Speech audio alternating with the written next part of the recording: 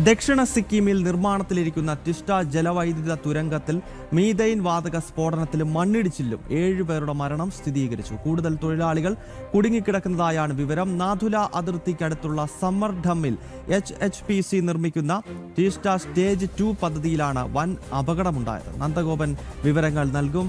നന്ദൻ, ഈ ഒരുപാട് തൊഴിലാളികൾ കുടുങ്ങിക്കിടക്കുന്നതായി മനസ്സിലാക്കാൻ സാധിക്കുന്നല്ലോ. അവരെ പുറത്തിറക്കുവാനുള്ള രക്ഷാദൗത്യം ഇപ്പോൾ എങ്ങനെയാണ് പുരോഗമിക്കുന്നത്? ഒപ്പം 7 പേർ മരിച്ചതായി മനസ്സിലാക്കാൻ സാധിക്കുന്നു.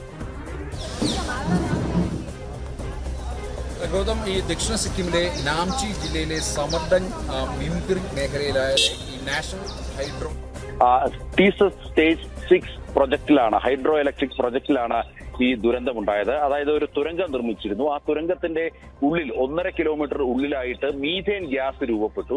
ഈ ഗ്യാസ് അവിടെ നിന്നും ആ ഗ്യാസ് മാറ്റുന്നതിന്റെ ഭാഗമായിട്ട് എത്തിയതായിരുന്നു തൊഴിലാളികൾ. പെട്ടെന്നാണ് ഈ ഒരു അപകടമുണ്ടായത്. അതായത് ഈ മീഥേൻ ഗ്യാസിന് തീ പിടിക്കുകയായിരുന്നു. ആ തീപിടുത്തത്തിൽ വലിയ രീതിയിലുള്ള മണ്ണിടിച്ചിലും ഉണ്ടായി. ഇത് ദുരന്തത്തിന്റെ വ്യാപ്തി വലിയ രീതിയിൽ വർദ്ധിപ്പിച്ചു.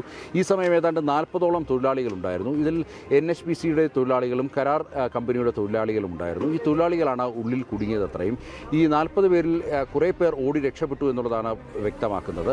അതേസമയം സ്ഥലത്ത് നിന്നും 7 മൃതദേഹങ്ങൾ ഇതിനോടകം തന്നെ ലഭ്യമായിട്ടുണ്ട്.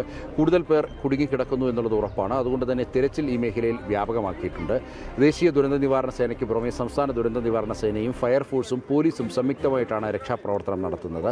ഏതായാലും ഇതുമായി ബന്ധപ്പെട്ട് സർക്കാർ വ്യക്തമാക്കുന്നത് ഇതൊരു അപകടം, ഒരു അപകടം അത് നാച്ചുറലി ഉണ്ടായ ഒരു അപകടമാണ്. ഈ മീഥേൻ ഗ്യാസ് രൂപപ്പെട്ടതിനെ തുടർന്നാണ് ഇത്തരമൊരു അപകടം ഉണ്ടായത്. സാധാരണഗതിയിൽ അങ്ങനെ ഒരു അപകടത്തിന് സാധ്യത മുന്നിൽ കണ്ടുകൊണ്ട് എല്ലാ മുൻകരുതലുകളും സ്വീകരിച്ചിരുന്നു. എങ്കിലും ഈ അപകടം തടയാൻ കഴിഞ്ഞില്ല എന്നുള്ളതാണ് സർക്കാർ വ്യക്തമാക്കുന്നത്.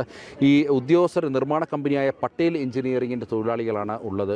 ഏറെയും ഈ NHPCയുടെ തൊഴിലാളികൾ അല്ലെങ്കിൽ ജീവനക്കാർ വളരെ കുറവാണ് എന്നുള്ളതാണ് അറിയാൻ കഴിയുന്നത്. ഏതായാലും അവിടെ ഒരു പ്രധാന വെല്ലുവിളി ഓക്സിജൻ്റെ കുറവാണ്. ഓക്സിജൻ ലഭ്യത വളരെ കുറവാണ് ഈ മേഖലയിൽ, ഈ തുരങ്കത്തിനുള്ളിൽ. അതുകൊണ്ട് തന്നെ രക്ഷാപ്രവർത്തനം വളരെ ദുഷ്കരമായി തന്നെ മുന്നോട്ട് പോവുകയാണ്. എങ്കിലും രക്ഷാദൗത്യം നിർത്തിവെച്ചിട്ടില്ല.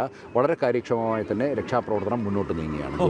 സിക്കിമിൽ തുരങ്ക നിർമ്മാണത്തിനിടയിലാണ് മീഥെയിൻ സ്ഫോടനം ഉണ്ടായിരിക്കുന്നത്. 7 പേർ മരണപ്പെട്ടു. ഇപ്പോഴും തൊഴിലാളികൾ കുടുങ്ങിക്കിടപ്പുണ്ട്. ഇവരെ പുറത്തിറക്കുവാനുള്ള രക്ഷാദൗത്യം വളരെ വേഗത്തിൽ ദുരന്ത നിവാരണ സേനയുടെയും സൈന്യത്തിന്റെയും ഒക്കെ നേതൃത്വത്തിൽ നടക്കുകയാണ്. നന്ദഗോപനാണ് വിശദാംശങ്ങൾ നൽകിയത്.